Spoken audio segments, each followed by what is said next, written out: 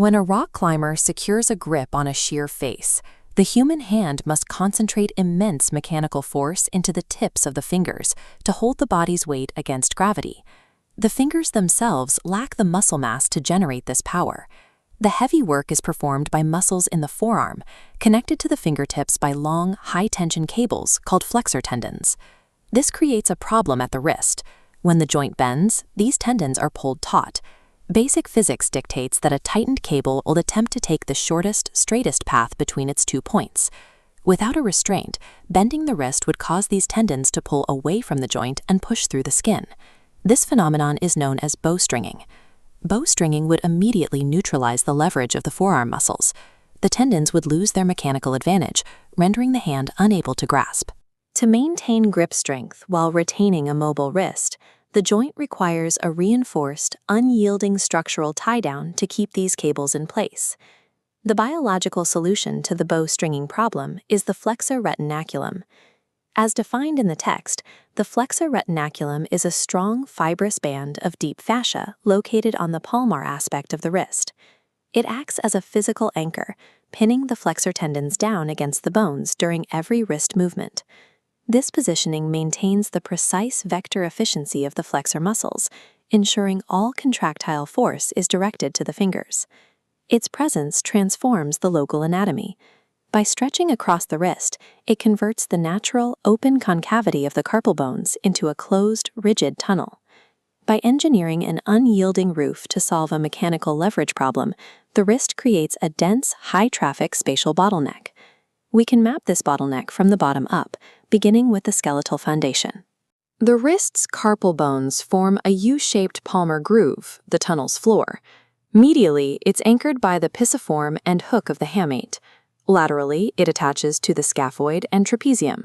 The flexor retinaculum stretches across these pillars, forming a rigid roof. Composed of thickened, deep fascia bolted directly to bone, this arch cannot stretch or expand. This creates a logistical challenge. Several vital structures must now route through this sealed, narrow space. The diagram shows the dense clustering of tendons deep to the flexor retinaculum. This includes 4 tendons of the flexor digitorum superficialis, and beneath them, the flexor digitorum profundus and flexor pollicis longus. These 9 tendons occupy almost the entire cross-sectional area of the tunnel. The median nerve is also forced into this space, wedged between the tendons and the fibrous roof. The carpal tunnel operates at full capacity, leaving no margin for error in its spatial packaging. Not all structures are forced through this crowded bottleneck. A secondary group of structures routes superficial to the flexor retinaculum, avoiding the tunnel entirely. The ulnar nerve and artery bypass the bottleneck by traveling over the top. The palmaris longus tendon also routes over the retinaculum rather than beneath it. Crucially, the palmar cutaneous branch of the median nerve breaks off early and routes over the top, separating from the main nerve trunk. This strict binary routing, deep versus superficial, determines exactly how the human hand responds when the internal architecture fails. The health of the hand depends on the stability of this internal volume, but that stability is easily disrupted by inflammation. If the 9 flexor tendons swell due to friction or injury, they require more space.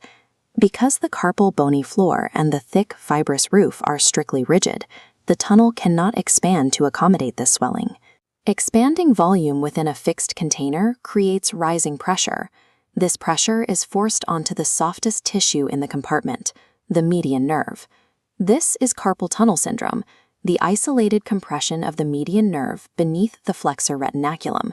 The median nerve is a victim of the wrist's uncompromising engineering, compressed by the very structures designed to protect its leverage. The compression follows a specific map of sensory failure based on where the nerve was blocked. The clinical symptoms include pain, tingling, and numbness, entirely localized to the thumb, index, middle, and half of the ring finger.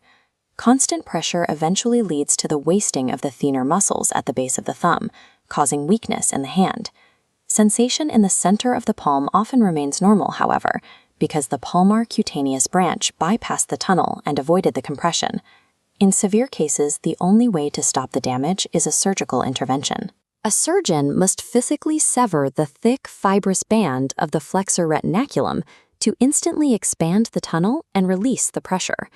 To restore the function of the human hand, we must surgically destroy the very architectural tie-down that provided it with strength.